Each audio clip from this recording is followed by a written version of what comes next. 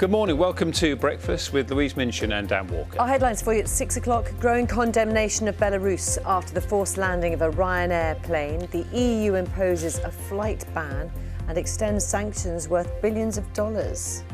People living in 8 COVID hotspots across England are told to avoid travelling in and out of their area, but local health officials say the government didn't warn them about those changes.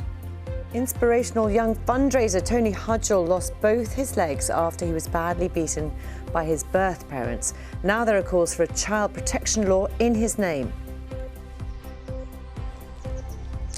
Good morning. 762 jobs here at Sheffield are on the line as Liberty Steel, one of the UK's biggest steel makers, restructures its operations in order to survive.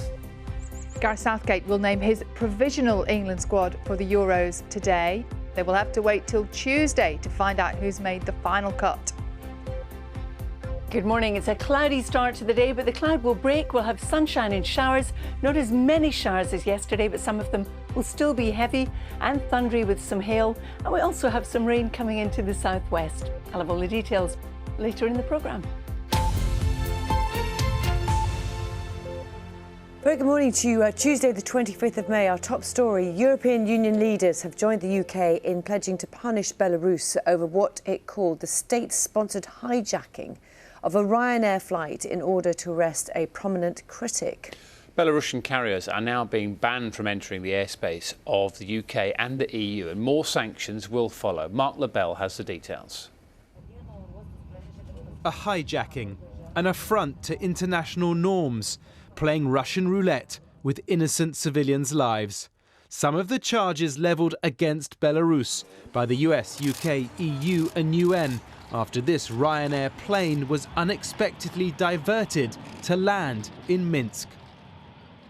We've not seen anything quite as outlandish, as deceitful, as dangerous as this for at least 30, 40, maybe 50 years. All apparently to kidnap this man, opposition journalist Roman Protasevich, for running an opposition news channel on the social media platform Telegram, where anti-government protests are organised. Roman was later seen in a video released by the Belarus authorities, but we're not showing it because it looks like he was filmed under duress. Roman's forehead looks bruised. His father is concerned at what he calls a terrorist act. We hope that he will cope. We hope that he will stay himself, not give in to any of their tricks.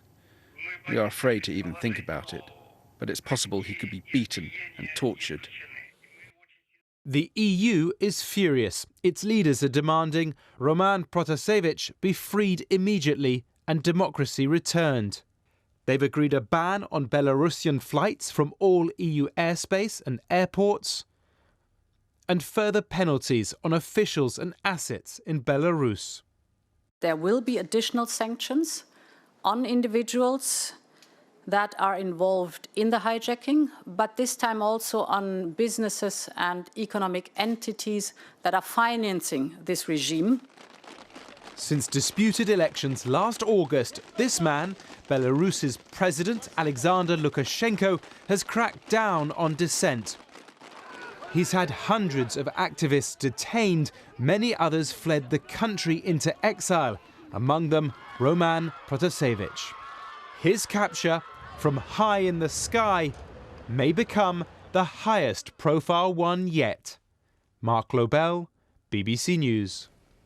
Let's get some more detail from our chief political correspondent, Adam Fleming. Good morning, Adam. It seems to be a pretty united front, doesn't it, right across the EU and the UK? Yeah, the UK and the EU have ended up in very similar places in terms of the measures that they've taken. And they've taken those measures not just because this is a situation about democracy and human rights and freedom of speech in Belarus, but because it's a global issue that affects the safety and the security and the very concept of international air travel. And so I think the UK and the EU want to send a clear message to Belarus that this is unacceptable, but also to any other regimes where British or European planes fly over their territory anywhere else in the world. I think they had to do something quite tough to send that message. Although there are people in the UK, MPs in the House of Commons, who would like Dominic Raab, the Foreign Secretary, to go even further, to sanction more people, to take action against things like the gas pipeline that goes from Russia through Belarus. And also it's just interesting, isn't it, that even though the UK has left the EU, Brexit has happened now, they're still facing the same issues in the rest of the world. OK, Adam, thank you very much for that assessment. Health officials in COVID hotspots across England have reacted with surprise after it emerged the government has changed travel restrictions. The new advice published on Friday warns against travelling into or out of 8 local authority areas. Aruna Iyengar has more. If you live in Bolton, you might not be aware that current government advice on coronavirus here is different to other parts of the country. On Friday, the government issued guidance urging people in 8 council areas not to travel in or out of the area except for essential reasons. The areas are North Tyneside, Bolton, Blackburn with Darwen, Burnley, Kirklees, Leicester, Bedford and Hounslow. Residents in these areas are also asked to meet outside and keep 2 metres apart from those they don't live with. Health officials say they weren't told about changes to the advice, with one telling us the local authorities in Lancashire were not consulted or alerted to this new guidance. He goes on to say that when central government was asked to provide any evidence to support the need for the new measures, he did not receive any response. The BBC also spoke to North Tyneside Council, which said local officials knew nothing about the new guidance until last night. MPs say ministers must urgently clarify their advice, saying no announcement about the updated guidance was a recipe for confusion and uncertainty. But the Department of Health says the guidance was needed to encourage people to take an extra cautious approach when meeting others or travelling in areas hit hardest by the new variant first identified in India. Aruna Iyengar, BBC News. Today is the first anniversary of the death of George Floyd, the African-American killed by a white policeman in Minneapolis. Mr Floyd's murder sparked global protests against racism and police brutality. Barbara Plett-Usher has more. In the years since George Floyd died, rituals have helped to build and shape a movement.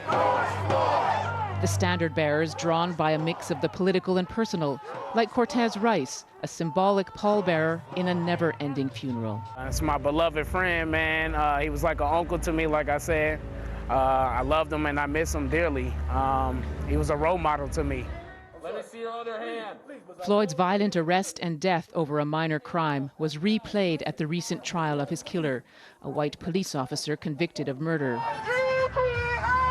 Activists believe that pressure on the streets helped secure the guilty verdict. Now Cortez is focusing on using the law to change the way policing is done. That's why I recently joined the NAACP Minneapolis chapter, so I can be familiarized with the bills that's going on and to help our people out. So it sounds to me like you're kind of giving yourself like a legal education. Yeah, definitely. That's quite a change, no? Yeah, definitely. That's a big change. Many lives have changed, even if wider reforms have been slow to follow. It activated me. It activated me in ways that I didn't know I could be activated. Butchie Austin lives in the neighborhood where George Floyd was killed. I saw an opportunity to have a deeper community with my neighbors, to have tougher conversations about systemic racism and police brutality. Every Sunday, he joins this service on the corner of the square where Floyd died. Faith gives them confidence, but the debate in this city over how to handle policing is messy, and officers say they're under such scrutiny they don't feel free to do their jobs. It's long overdue that an officer thinks twice before engaging, and I know some people are frustrated about how many officers are leaving the force and they feel like police are being oppressed. Again, if you're doing your job right, this shouldn't be happening. So this anniversary is a chance to reflect on a life lost, on battles won, and struggles yet to be overcome. Barbara Plett-Usher, BBC News, Minneapolis. Amazon is reportedly closing in on a deal to buy Hollywood studio MGM for around $6 billion. It would give the technology giant's Prime streaming service access to a vast back catalogue of iconic content, including the James Bond and Hobbit franchises.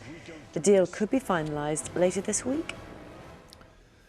The lead singer of the Italian glam rock band, which won Eurovision Song Contest, has returned a negative drugs test. Damiano David denied taking drugs following online speculation after footage showed him leaning over a table during the grand final on Saturday. Well, we spoke to the band live on Breakfast yesterday, and the European Broadcasting Union said the allegation had overshadowed the spirit and the outcome of the contest and unfairly affected the band.